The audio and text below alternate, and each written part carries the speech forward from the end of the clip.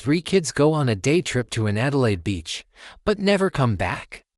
It's hot cockle summer, and at 2 p.m. on January 26, 1966, three siblings leave their home in the southern Australian suburb of Grange. 9-year-old Jane, 7-year-old Arne, and 4-year-old Grant Beaumont are playing outside. Their mother, Nancy, calls them in for lunch. The kids are told they can head back out after they finish eating. But their dad, Jim, has some different plans. He's going out to buy some clothes for his wife. And so he tells the kids they're coming too. At 2:30, the Beaumonts, along with another family, load up into the station wagon. They drive off, heading to Glenelg Beach, 18 minutes away. At the beach, the cars park about 2 blocks from the water. Jim tells the children to stay close by and then heads off to change into his budgie smugglers, the Australian term for tight shorts. Soon after, the father rejoins his wife and kids by the water. But 15 minutes later, at around 3 o'clock, he realizes Jane isn't close by. Dad asks if she has gone to get a drink at the kiosk and says he'll go check. Sure enough, Jane's empty cup is there. But that's when he sees her towel is also missing. Dad looks for his daughter further down the beach. A man walking past offers to help look for the missing girl. Beaumont yells back that they've got a full-blown search party organized. But no one can find Jane. Dad runs back up the beach to tell his wife, but Nancy's gone. She's called the cops and she's kneeling by the car. Wiping away tears, she doesn't know where her kids have gone. There's no sign of the other family who was there only moments ago. Their car is also gone. The man who offered to help search is nowhere to be seen. Whoever took Jane Beaumont may have been driving that car. But this is Australia in 1966. There aren't many cars and even fewer with number plates. It's a big country and police haven't had much time to get anywhere. As the hours pass, officers do begin to comb the area. But by 7:30 p.m., there's still no sign of Jane. Her parents are frantic. What are they gonna say to the other 2 kids? Where are the rest of the Beaumonts? If Jane is dead, where is her body? Beaumont pulls his wife aside and tells her they need to keep searching. Maybe if they can find the others, they'll have answers.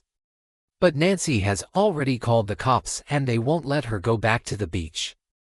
They spend the night in the car waiting for daylight, refusing to go home without their kids. When morning comes, it feels like a ghost town. All the people are gone, the volleyball nets have been rolled up, the water's receding.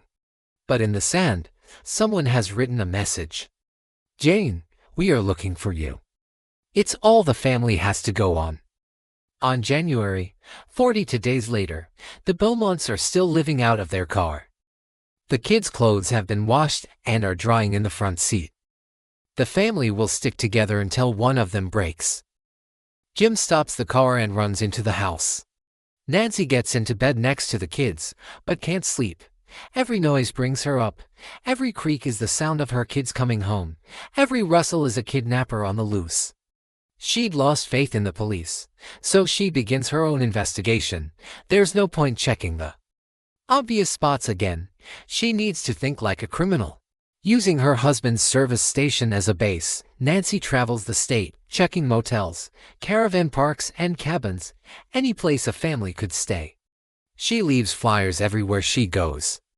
In the small town of Port Lincoln, 2 fishermen see one of the posters. They were working at sea when news broke of the missing children. On February, they tell the police they may have seen a red Mars Minor traveler matching the Beaumonts. It was parked at the port.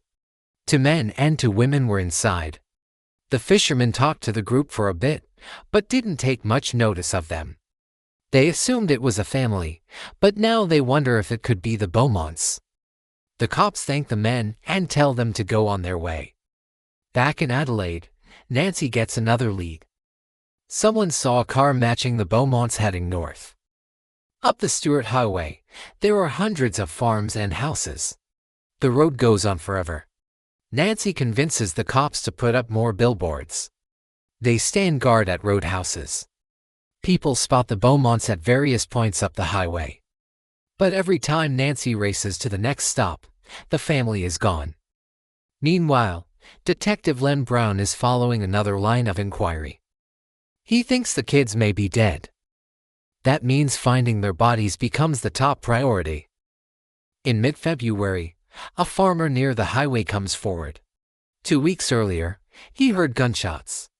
His wife, however, assumed it was some kids using a homemade pistol.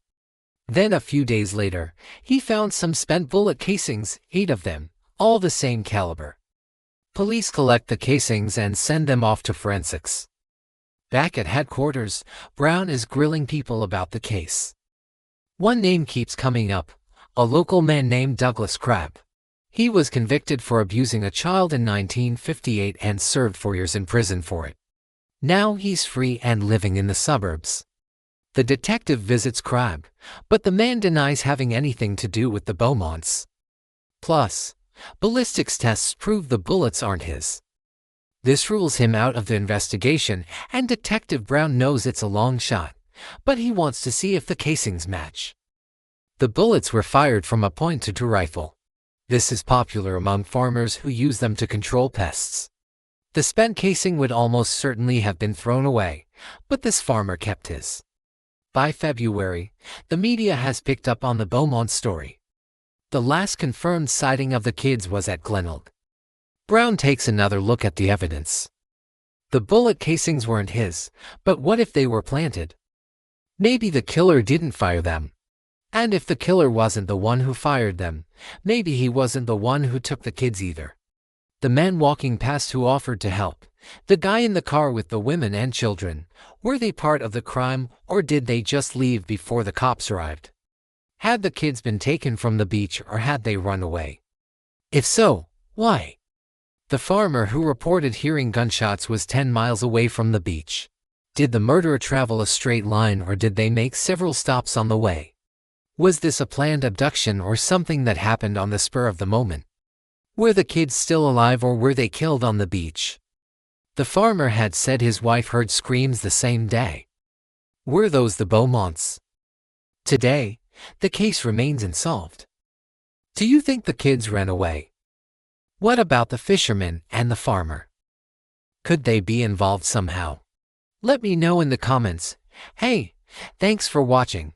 Got any other crazy Australian mysteries you want me to cover? Throw them in the comments. See you soon.